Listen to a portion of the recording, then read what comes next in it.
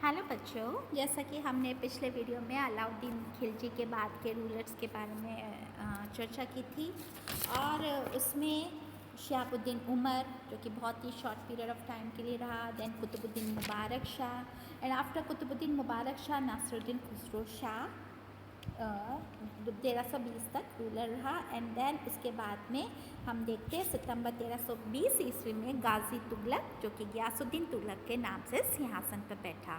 तो हम देख सकते हैं कि खिलजी डायनेस्टी के बाद में 1320 ईस्वी में क्या आ जाती है, तुगलक डायनेस्टी।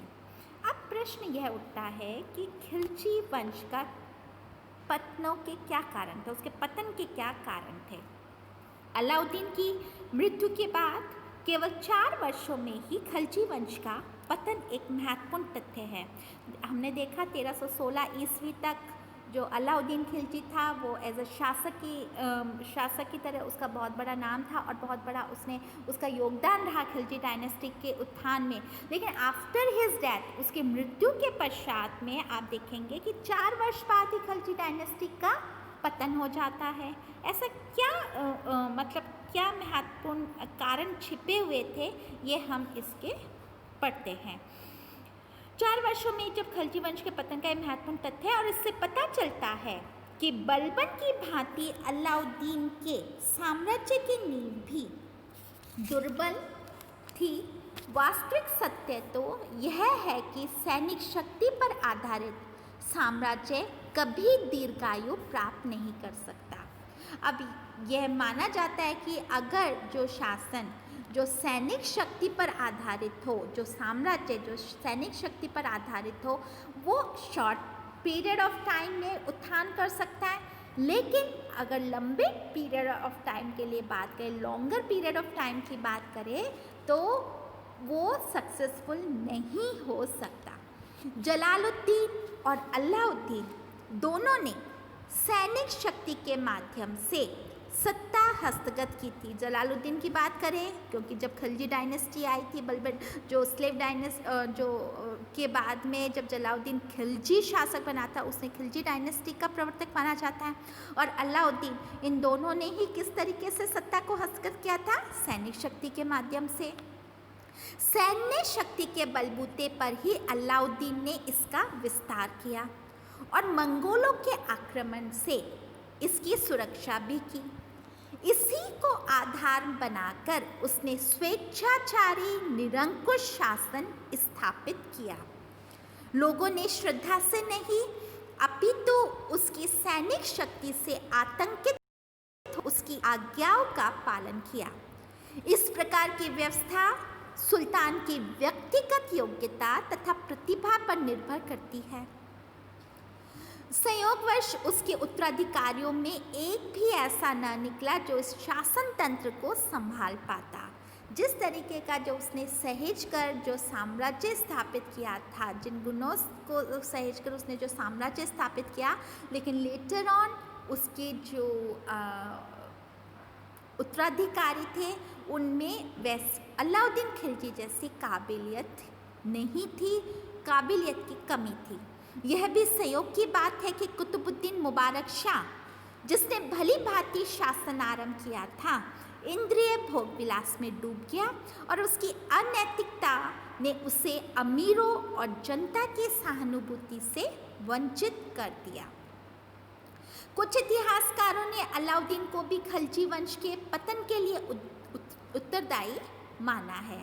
उसने जिस निरंकुशता के साथ तुर्की अमीरों को शक्ति और प्रतिष्ठा से वंचित किया, उसकी वजह से भी सभी अलाई शासन के विरोधी बनते गए। उसकी राजस्व व्यवस्था से किसान वर्ग असंतुष्ट था, तो बाजार व्यवस्था ने व्यापारी वर्ग को विरोधी बना दिया। गुप्तचर विभाग की वजह से लोगों की कई सुविधाएं छिन गई। इस प्रकार अलाउद्दीन ने चारों तरफ असंतोष की पृष्ठभूमि तैयार कर दी, जिसने अवसर आने पर उसके वंश को बचाने के प्रति कोई रुचि नहीं दिखाई। डॉक्टर आशीर्वादी लाल ने एक अन्य बात की ओर भी संकेत किया है। वह लिखते हैं कि अलाउद्दीन ने अपनी व्यवस्था को स्थायित्व प्रदान करने के लिए अपने पुत्रों तथा उत्तराधिकारियों को उचित शिक्षा नहीं दी। खलजी वंश के पतन का एक कारण निम्न वंशीय लोगों के प्रति सुल्तानों द्वारा अत्यधिक विश्वास व्यक्त करना तथा उनके हाथों में संपूर्ण शासनाधिकार सौंप देना था। मलिक काफूर ने अलाउद्दीन के जीवन काल में और उसी के आदेश से सुल्तान के पुत्र खिज़्र खान और सुल्तान की बेगम मलिका जहान को कारागार में डलवा दिया और सुल्तान की मृत्यु के बाद उसके कुछ पुत्रों को मरवा डाला और 2 को अंधा बना दिया। मुबारक शाह ने दोहरी भूल की।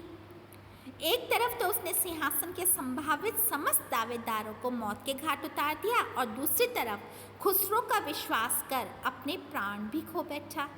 सत्य तो यह है कि मुबारक शाह की मृत्यु के साथ ही खलजी वंश का पतन हो गया, क्योंकि खलजी वंश का सदस्य नहीं था। छल कपट, षड्यंत्र और रक्तपात के द्वारा खलजी वंश की नींव रखी गई थी। अलाउद्दीन ने भी इन्हीं साधनों से सिंहासन प्राप्त किया था। ऐसे वातावरण में राजवंश के प्रति स्वामी भक्ति और निष्ठा की भावना का अंकुरित होना संभव न था। अतः शासन सत्ता हाथ में आते ही काफूर और खुसरो ने भी इन्हीं साधनों को अपनाकर मार्ग निष्कंटक बनाने का प्रयास किया।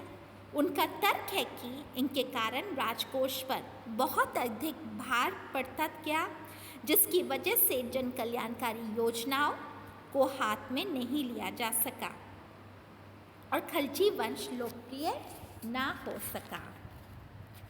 अब बच्चों हम बात करते हैं तुगलक काल में नवप्रवर्तन, तुगलक काल की, जिसमें सबसे पहले आते हैं गियासुद्दीन तुगलक। गियासुद्दीन तुगलक जिसका समय 1320 से 25 ईस्वी तक का है। उसका जो प्रारंभिक जीवन है उसमें थोड़ा सा ब्रीफली देखते हैं। तुगलक वंश के संस्थापक गियासुद्दीन तुगलक के प्रारंभिक जीवन के बारे में विवाद है। यदि फरिश्ता का विश्वास किया जाए तो वह मलिक तुगलक और पंजाब की एक हिंदू जाटनी का पुत्र था।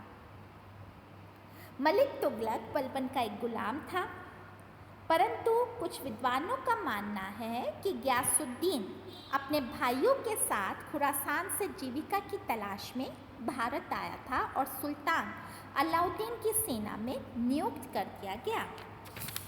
इतना निश्चित है कि उसका जन्म साधारण परिवार में हुआ था और वह स्वयं अपनी योग्यता तथा पराक्रम के द्वारा एक सामान्य स्थिति से उन्नति की ओर अग्रसर होता चला गया। मंगोलों के विरुद्ध बार बार पराक्रम दिखाने से अलाउद्दीन उसकी तरफ आकर्षित हुआ और 1305 ईस्वी में उसे दीपालपुर का सूबेदार और सीमा रक्षक नियुक्त कर दिया। सुल्तान बनने के पूर्व वह इसी पद पर बना रहा। जब खुसरो ने मुबारक शाह की हत्या करवाकर सिंहासन हस्तगत कर लिया तो गियासुद्दीन ने विद्रोह कर दिया और सेना सहित दिल्ली की तरफ कूच किया। खुसरो की पराजय और मृत्यु के बाद तुर्क अमीरों की स्वीकृति के बाद 8 सितंबर 1320 ईस्वी को वह सिंहासन पर बैठा। एक प्रकार एक नए राजवंश का अध्याय प्रारंभ हुआ। उसकी प्रारंभिक कठिनाइयाँ, यद्यपि गियासुद्दीन अमीरों की सर्वसम्मति से सुल्तान बना था और जनता में उसके विरुद्ध कोई प्रतिक्रिया नहीं हुई, फिर भी उसे अनेक प्रकार की कठिनाइयों का सामना करना पड़ा। मुबारक शाह और खुसरो के शासनकाल में अलाउद्दीन द्वारा स्थापित व्यवस्था छिन्न भिन्न हो गई थी और सुल्तान पद की मान मर्यादा जाती रही। मुबारक शाह और खुसरो ने अमीरों और सैन्याधिकारियों का समर्थन पाने के लिए जिस प्रकार से धन का अपव्यय किया, उससे एक तरफ तो अमीरों की स्वार्थ लिप्सा ने स्वामी भक्ति का गला घोट दिया और दूसरी तरफ राजकोष को खाली कर दिया। अलाउद्दीन की कठोर लगान व्यवस्था से परेशान होकर बहुत से लोगों ने कृषि कर्म को ही त्याग दिया था और बाद के शासकों ने भी कृषि की स्थिति को सुधारने की तरफ ध्यान नहीं दिया। जिससे कृषि की स्थिति अत्यंत शोचनीय बन चुकी थी। केंद्रीय सत्ता का प्रभाव क्षीण होने से समूची सल्तनत में राजनीतिक अव्यवस्था और असंतोष फैला हुआ था, जिसका लाभ उठाकर प्रांत के सूबेदार और कुछ हिंदू शासक अपने अपने स्वतंत्र राज्यों की स्थापना के लिए प्रयत्नशील थे। सिंध के अमीर उमर ने ठट्टा और सिंध के निचले क्षेत्र को जीतकर एक स्वतंत्र शासक की भांति आचरण करना शुरू कर दिया था। गुजरात में भी सुयोग्य सूबेदारों की बार बार की गई हत्याओं तथा विद्रोह से जनता में भारी असंतोष था। राजपुताने के शासक भी दिल्ली सल्तनत की प्रभु सत्ता को त्यागने की तैयारी में थे और कुछ राज्यों ने तो अपनी स्वतंत्रता भी घोषित कर दी थी। मध्य भारत में भी दिल्ली सल्तनत का नियंत्रण ढीला पड़ता जा रहा था। पंजाब में लड़ाकू खोखरों तथा नव मुसलमानों ने लूटमार से अशांति फैला रखी थी। बंगाल का उपद्रवी सूबा अलाउद्दीन की मृत्यु के बाद ही दिल्ली से अलग हो गया था और दक्षिण तथा सुदूर दक्षिण के हिंदू राज्यों पर भी अब सल्तनत का प्रभाव एवं नियंत्रण पहले जैसा नहीं रह पाया था। तो हम देखते हैं कि किस तरीके से जो पूरे भारत में जहाँ जहाँ खिलजी साम्राज्य फैला हुआ था, उसके बाद में कैसे विद्रोह और किस तरीके से लोग असंतुष्ट थे और स्वयं को स्वतंत्र घोषित करने में उतारू थे। तो जब राजनीतिक अव्यवस्था और असंतोष फैला हुआ था और उसमें देखेंगे कि सिंध का जो अमीर उमर है, सिंध में जो अमीर उमर है, उसने ठट्टा और सिंध के निचले क्षेत्र को जीतकर एक स्वतंत्र शासक की भांति आचरण करना शुरू कर दिया था। कहाँ पे? सिंध के नीचे जो ठट्टा और सिंध का निचला एरिया है। गुजरात में भी लोगों में असंतोष था गहरा, क्योंकि बार बार हत्याएं हो रही थी, विद्रोह हो रही थी, जिससे जनता क्षुब्ध हो गई थी। राजपुताने के शासक भी प्रभु सत्ता को त्यागने की तैयारी में थे। क्यों? क्योंकि ढिलाई देख करके। और कुछ राज्यों ने तो स्वतंत्रता भी घोषित कर दी थी। दूसरी तरफ हम देखेंगे कि जो मध्य भारत है उसमें भी दिल्ली सल्तनत का नियंत्रण ढीला पड़ता जा रहा था। और जो पंजाब है, पंजाब में कौन थे? लड़ाकू खोखर थे और नव मुसलमानों ने लूटमार से अशांति फैला रखी थी। और जो बंगाल है, बंगाल में भी जो उपद्रवी सूबा अलाउद्दीन की मृत्यु के बाद में दिल्ली से क्या हो गया था? अलग। और दक्षिण और जो सुदूर दक्षिण के जो हिंदू राज्य है वो भी सल्तनत के प्रभाव से के जो पहले जो नियंत्रण में थे हिंदू राज्यों पर भी जो सल्तनत का प्रभाव था, उस नियंत्रण से पहले जैसा नहीं रहा।